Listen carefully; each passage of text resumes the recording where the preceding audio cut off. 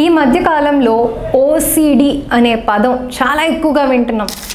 చాలా ఈజీగా నాకు ఓసిడి ఉంది, నేను చాలా క్లీన్లీగా ఉంటాను, వీడికి ఓసిడి రా, అబ్బా సాగు కొట్టేస్తున్నాడు, ఇట్లాంటి మాటలు చాలా సహజమైపోయినాయి. అది సినిమాల్లో అవ్వచ్చు, వాడుక భాషలో జనాలు కామన్గా యూజ్ చేసే దానిలో అవ్వచ్చు. కానీ ఓసిడి అనేది ఒక మానసిక రుగ్మత. మనం సరదాగా ఆ పదాన్ని వాడిన, సంబోధించిన ఓసిడితో ఇబ్బంది పడే వాళ్ళు చాలా ఎక్కువగా ఇబ్బంది పడుతూ ఉంటారండి. వాళ్ళు చాలా అతి మానసిక ఒత్తిడికి కూడా లోనవుతూ ఉంటారు. అసలు ఏంటి ఓసిడి అంటే, ఓసిడిలో ఒక ఆలోచన అనేది విపరీతంగా వస్తుంటుంది, పదే పదే వస్తుంటుంది. వద్దనుకున్న వచ్చి మనం చేసే పనిని డిస్టర్బ్ చేసే లెవెల్లో అండ్ మనకి విరక్తి కలిగే లెవెల్లో కూడా వస్తుంటుంది. అసలు ఏంటి ఆలోచన, ఎందుకు అలా వస్తుంది అంటే, రకరకాల ఆలోచనల తీరులో ఓసిడి అనేది ప్రజెంట్ అవటం చూస్తామండి. కామన్వి కొన్ని చెప్పదలుచుకున్నాను. ఒకటి అందరికీ తెలిసింది, అందరూ గుర్తించేది, కొంతమందిని చూస్తూ ఉంటాము, వాళ్ళు పదే పదే చేతులు కడగడము, తుడిచిందే మళ్ళీ మళ్ళీ తుడవడము, అలా క్లెన్లీనెస్ పట్ల అతి జాగ్రత్త తీసుకోవడం అనేది చూస్తూ ఉంటాం. కానీ ఇది ఇష్టపడి చేస్తే ఓసిడినా కాదు.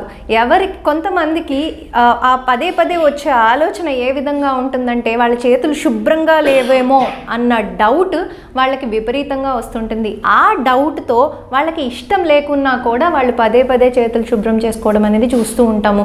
వాళ్ళు అలా కడిగి ఒక్కొక్కసారి వాళ్ళ చేతి పై లేయర్ ఆఫ్ స్కిన్ కూడా ఊడిపోవడం, పీలైపోవడం కూడా చూస్తుంటాం. అండ్ కొంతమందికి విపరీతంగా ఎక్కువగా ఉన్నప్పుడు వాళ్ళ పిల్లలని కూడా పదే పదే కడిగించడం, వాళ్ళ ఫ్యామిలీ మెంబర్స్తో కూడా పదే పదే కడిగించడం, వాళ్ళ స్కిన్ అండ్ వాళ్ళ హెల్త్ కూడా ఎఫెక్ట్ అవ్వడం అనేది కూడా చూస్తూ ఉంటాము. అండ్ కొంతమందిలో డోర్ క్లోజ్ అయిందా లేదా, లేకపోతే బైక్కి వదిలేసామా, లేకపోతే గ్యాస్ స్టవ్ ఆఫ్ చేసామా లేదా, అందరిలోనూ ఉంటుంది కదా ఈ డౌట్. కానీ వీళ్ళల్లో ఎక్కువగా ఉండటం చూస్తూ ఉంటాం.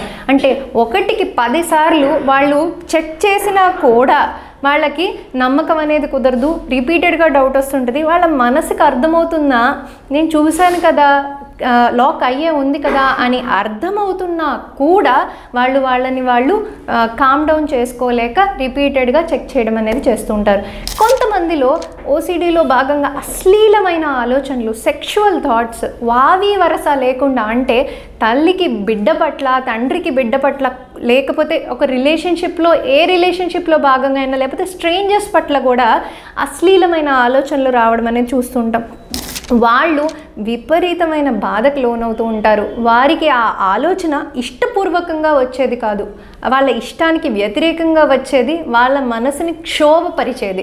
కొంతమంది తల్లిదండ్రులు ఇలాంటి ఆలోచనలు వాళ్ళ పిల్లల పట్లే వచ్చినప్పుడు తట్టుకోలేక డిప్రెషన్కి లోనయ్యి ఆత్మహత్య ప్రయత్నం చేయడమో, ఆత్మహత్య చేసుకోవడమో కూడా మేము ఎంతోమందిలో గమనించాము.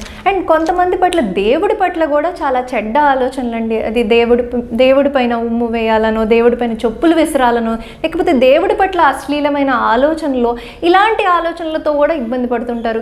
వీరందరూ ఇది ఒక మానసిక రుగ్మతని గుర్తించలేక కొన్ని సంవత్సరాలు ఈ సమస్యతో బాధపడి, ఇబ్బంది పడి, దేవుళ్ళ చుట్టూ తిరిగి ఏదో విధంగా వాటి నుంచి విరమణ పొందాలని ప్రయత్నించి అది కుదరక డిప్రెషన్కి లోనవడం, సూసైడ్ థాట్స్లోకి వెళ్ళిపోవడం కూడా చూస్తూ ఉంటాము. ఇది ఒక మానసిక రుగ్మత. ఓసిడి అనేది ఒక మానసిక రుగ్మత. అది మెదడులోని న్యూరోకెమికల్ ఇంబ్యాలెన్సెస్ వలన ఏర్పడుతుంది. అది చాలామంది పక్కనున్న వాళ్ళు, మాతో ఫ్యామిలీ మెంబర్స్ వచ్చినప్పుడు కూడా, ఆలోచనే కదండి, ఆ మాత్రం కంట్రోల్ చేసుకోలేదా, ఆమె పరిధిలోనే ఉంటుంది కదా అని అంటుంటారు.